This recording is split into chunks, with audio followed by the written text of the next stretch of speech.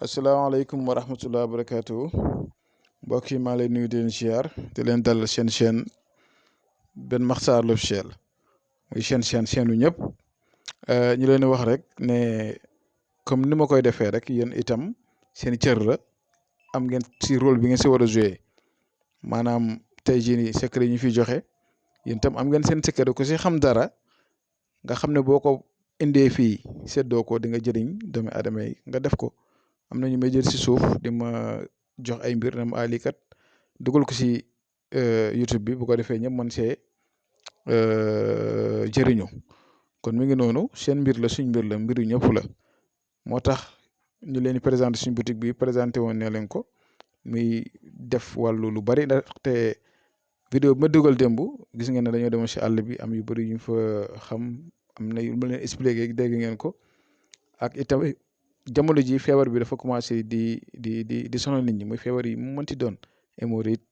muy feebaru biir muy feebaru nangam feebar daal bu mënti doon ulcère rek ndaxte pot bii ngeen gis nii wàllu ulcère lay faj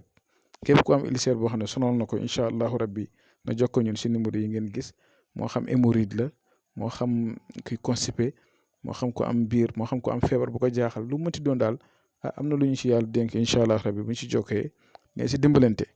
man maa leen ko doon wax ne leen man du ma sëriñ du ma dara yaa ngi dégg am nañ beneen mbir moo xam ne ñun ñu ngi si muy suñu métier ñu ngi si jàng nañ ba am suñu ay lijaasa waaw si côté français kon nag lii nii dafuñ ko métier dama koy wax mu gën a leer tey dañuy dimbalante ak doomi aadama yi rek te lii tam seerut jarut kenn di si rey sa bopp moo xam ñuy nekk si wàllu kii intruditi ñu néew kàttan yi góor ñu néew kàttan yi moo xam ñuy am feebar mu jaaxal leen lu mënti doon daal bu ñu ñëwee dañ si fexe ñu ciy dimbalante si ay prix yoo te prix yi itam nekkul sax loo xam ne si lu ñu gënal la ndaxte bu sañoon tey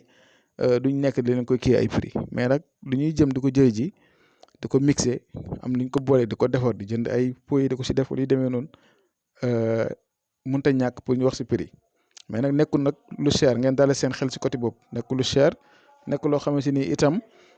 day sonal da leen sonal waaw dafa nekk daal loo xam ne à la portée de tout le monde la incha allah mu ngi noonu fexe nu si dimbalante yéen ndaxte suñu mbokk Modou surtout ñu ñuy woo dañuy wax ne dañuy subir ay anarque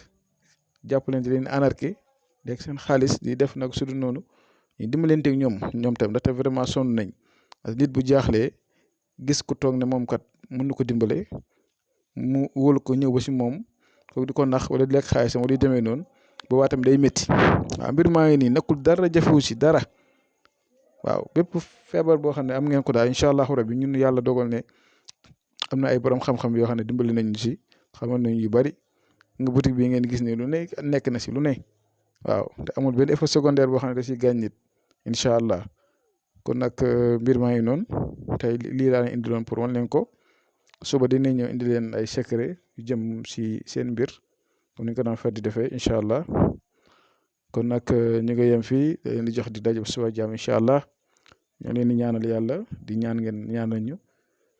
yàlla gën a yokk xam-xam bi si jaar ak si baati ñu ñëpp ñuy jëriñante kon ñu ngi yem fii di leen wax asalaamaaleykum wa rahmatullah wa barakaatu ñu fanaan si jàmm.